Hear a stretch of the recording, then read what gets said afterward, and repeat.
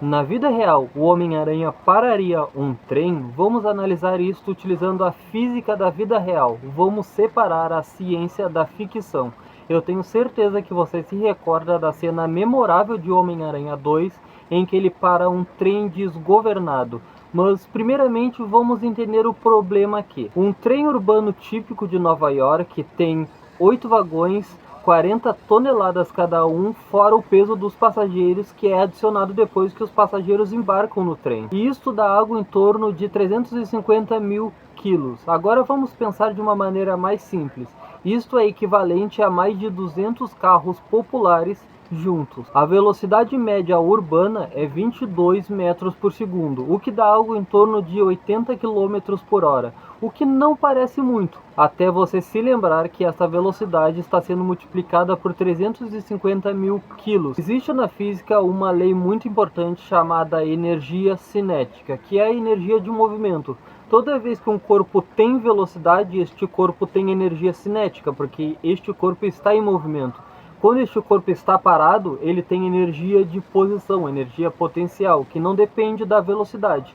Mas quando o corpo está se movimentando, essa energia potencial se transforma em energia cinética, que é energia de movimento. E a energia cinética é a massa do corpo vezes a velocidade do corpo ao quadrado dividido por 2. Ou seja, quanto maior a massa do corpo, maior a velocidade do corpo, maior é esta energia cinética. Então, maior é a força necessária para parar este objeto. E vamos fazer uma recapitulação agora da primeira lei de Newton, que é a lei da inércia. Que um corpo ele permanece em repouso ou em movimento a menos que uma força externa seja aplicada sobre este corpo. Ou seja, se um corpo está parado, ele vai permanecer parado para sempre a menos que uma força externa seja aplicada sobre este corpo que faça ele andar, mudando o estado dele. O mesmo vale para um corpo em movimento. O corpo ele só vai deixar de estar em movimento, ele só vai parar se uma força externa for aplicada sobre ele. Se isso não acontecer,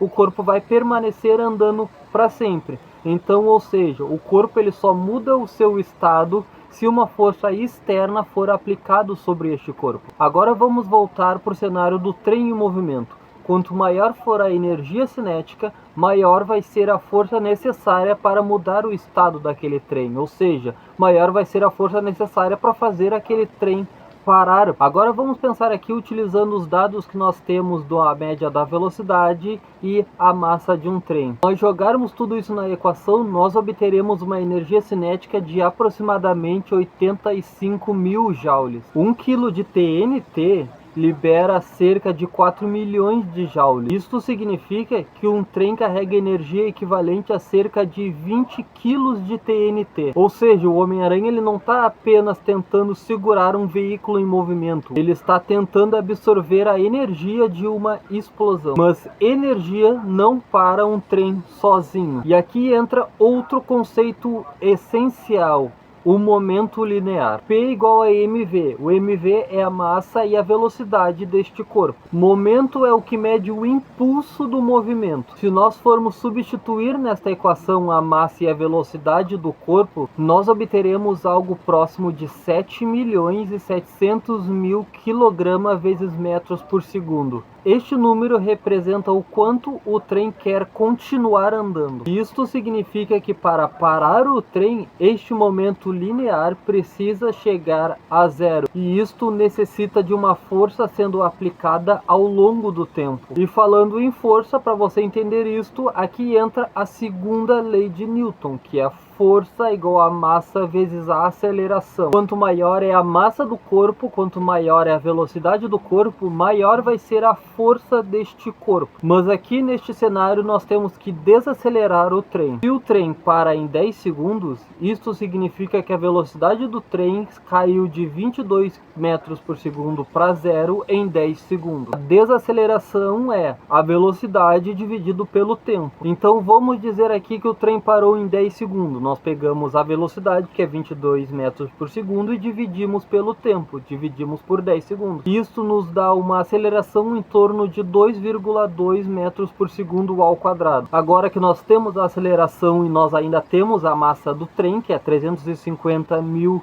quilos, Vamos jogar isto na segunda lei de Newton e nós obteremos uma força de aproximadamente 770 mil newtons. Mas Newton ainda é um pouco abstrato. Vamos tentar traduzir isto para você entender de maneira mais simples. Se nós pegarmos este valor de força e dividirmos por 9,8, que é a aceleração gravitacional da Terra, nós obteremos uma massa de aproximadamente 78.500 kg, arredondando aproximadamente 78 toneladas. Ou seja, o Homem-Aranha estaria segurando 78 toneladas suspensas com os próprios braços. Agora pense na anatomia humana. Por mais que você tenha força sobre-humana e poderes de aranha, a sua anatomia ainda é de um humano. Então os tecidos do seu corpo e seus órgãos ainda se comportam como de um humano. O ombro humano não foi projetado para segurar centenas de milhares de newtons. Nem mesmo levantadores olímpicos chegam perto disso. A inserção nos tendões simplesmente romperiam, porque nós sabemos na física que energia ela não é criada, a energia é transformada. Então se você está em movimento, você tem uma energia cinética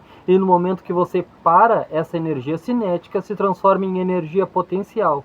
Mas para conservar o equilíbrio de energia, essa energia cinética precisa ir para um outro lugar. E este lugar são os próprios ombros do Homem-Aranha. Antes mesmo do trem parar, os ombros dele se deslocariam. Então vamos dizer que o corpo humano suporte. As teias do Homem-Aranha teriam que absorver todo este peso. Então, se o Homem-Aranha tiver aproximadamente 10 linhas de teia, seria algo de aproximadamente 77 mil newtons por teia. E isto é uma força comparada a cabos industriais. E aqui ainda existe outro problema, os prédios, porque os prédios também iriam absorver esta força, porque o Homem-Aranha com as suas teias está fazendo uma força nos prédios para conseguir se segurar, então estes prédios também estão absorvendo esta força. Parte desse movimento está indo para os prédios, então forças horizontais arrancariam partes das estruturas. Isto o filme mostra, o filme não falha nisso. Mas estruturas não são feitas para aguentar todo este peso. E agora vamos falar dos passageiros, porque os passageiros não sairiam ilesos disso. Se o trem para rápido demais, os passageiros sofrem uma desaceleração